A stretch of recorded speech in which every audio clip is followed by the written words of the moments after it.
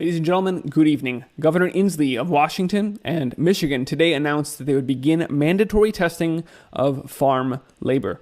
That leads, as we know from Ontario, to false positives and then to shutting down the farms. We're witnessing the shutdown of the U.S. food supply right now, and we need to talk about that.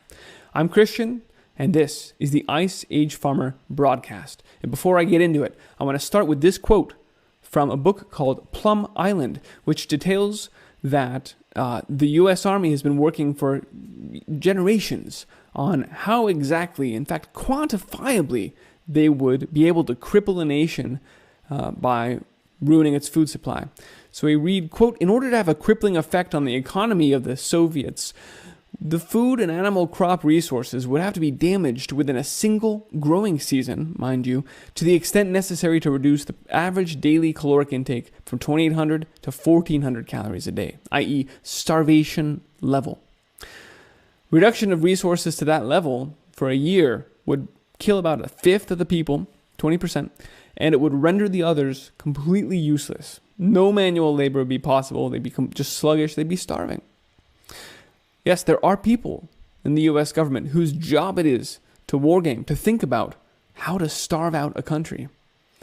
And the strategies that they have devised are being employed here now. That is why we're seeing weather warfare deployed. Tens of millions of acres of the corn crop, a lot of livestock in Iowa, and lots of grain storage decimated. Now we've got not one but two hurricanes inbound, heading right for the heart of our rice production. It's not just weather warfare that's being used, though. There are agendas at play. Of course, we just saw a train derail this morning carrying tons of corn, and they've already claiming that this grain will not be salvageable. It's the latest loss of corn. It seems to be dangerous to be anywhere near corn right now. You might want to take a step back if you're near it. I'm here in North California, where the air is once again full of smoke and ash, and the sky has been aglow with a wildfire that was way too close. There were plenty of people that were evacuated, thousands of people, and plenty of animals on farms in the area that were, people all converged and helped, and it was just really inspiring, actually, to see the community come together here in Nevada County to make that happen. Mountains were literally moved by people, and we didn't spend time thinking about how it was impossible. We all just came out and made it happen. And this is the kind of human spirit that we need to bring to this larger problem of the shutdown of our food supply. It's so telling. If we all put our hearts and minds together, there is nothing we cannot achieve once we see a visible threat. And so I'm hoping that this video and this channel can make visible the threat, the looming threat to our food supply, because the fires are absolutely part of this attack on agriculture as well. There have been farms lost here and in other fires, not the ones that are at such scale in the Central Valley. For them, you need a different tactic, and that is what we'll talk about here in a second, the deprivation of harvest labor. Now it looks like we're seeing more lightning storms coming in starting tomorrow. And so we have every expectation that there will be even more fires starting. And of course, this is just delivering on the promise that former Governor Jerry Moonbeam Brown made when he said, "I will make believers out of even the staunchest climate deniers within 5 years." Quote, "You're going to see these fires not only continuing, but getting worse by the year as they are now." So this is delivering on that promise. The floggings will continue until you submit to the climate change Agenda 21 agenda. And so these fires are expected. If you've seen the climate action plans, you should know that the flooding, the weather warfare, the fires, all of this is a integrated agenda, and it's targeting our food supply as well. Let's talk now about the harvest labor. Governor Inslee this week issued a proclamation requiring COVID-19 testing of ag workers. Quote, "There's no question we need to escalate our response to this case-demic now, and we know that additional focus must be placed on ag workplaces. We know that people of color have been disproportionately impacted by the pandemic, and we need to address that." They always make the appeal to minority status as something that has to do with why we are going to shut down our food supply. They just have to have some virtue signal as they say, we're going to stop the farms. And as I mentioned, we've seen this play out earlier in this year in Ontario, where they said, we're having some hot spots on these farms. Let's mandate testing just to be super safe. And they go in and they get all these tests positive, coming back positive. Look at this. It's been happening everywhere. Every single farm worker at this U.S. farm has tested positive. Here's another quote. This is a different article about a different farm in California. Everyone tested positive. Ladies and gentlemen, this is ridiculous. There's clearly no value, but nonetheless, we're going to go ahead and we're going to mandate testing now, Governor Inslee, in every farm in Washington, which will necessarily lead to more of these people testing positive, and then we'll see the shutdown of farms in Washington. This did happen.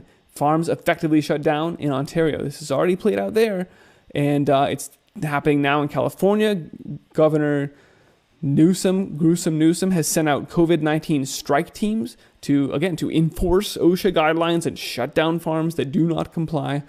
And we're seeing this trend. There it is. Dispatched 3 coronavirus strike teams this past week to the Central Valley of California, where there can't be wildfires because they've got irrigation, and they're shutting down the farms. Here it is happening in Michigan, as I mentioned, starting Monday. Mandatory testing for Michigan farm workers. A federal judge on Friday refused to block, so it's still there, a requirement of Michigan's farm workers to get tested, rejecting claims that it violates the rights of Hispanic. I told you, they always have some appeal to the minority, to this racial thing. They just have to have that in there. It's playing out in New York as well. Migrant farm workers warn of next COVID-19 wave. You can just go, try it. Search your state farm worker protections and COVID-19 protections, and you will probably find something. I couldn't in Iowa. Maybe that's why they had a land hurricane there that took out a 100-mile wide swath of our corn. So this is the biggest attack on U.S. agriculture that you can imagine. Here it is from Wisconsin. Emergency order requiring protection against the workers. So yes, always worker protections, but what's really going on is state by state, a shutdown.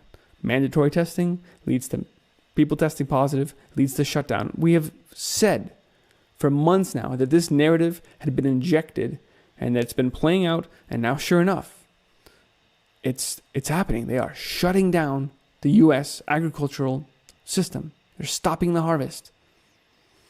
And they are going to, within a single growing season, deprive us of a ton of food. At the same time, we've seen states like Seattle, Washington, stockpiling food to the roof. It's the same state that's shutting down their farms. Ladies and gentlemen, why do you think they're doing this? What's going on here? We saw Illinois doing the same thing, filling up a hockey rink with boxes of food.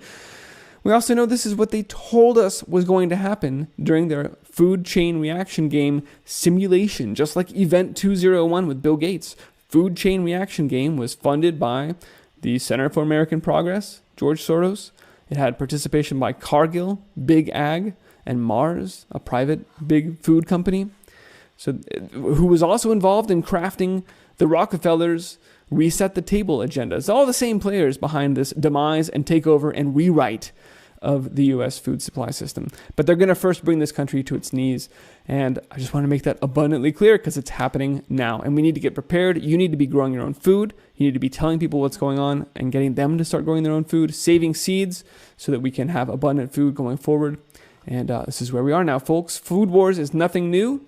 This should be no surprise to us that food would be used as a weapon, a device to ensure compliance to their agenda for control. They've broadcast their intentions long ago. Kissinger said it. And here we are. So we need to decentralize food production, get away from these single points of failure, and that eliminates the ability for any one company or organization or country to control the food production. Spread the word. Thanks for watching, and be well.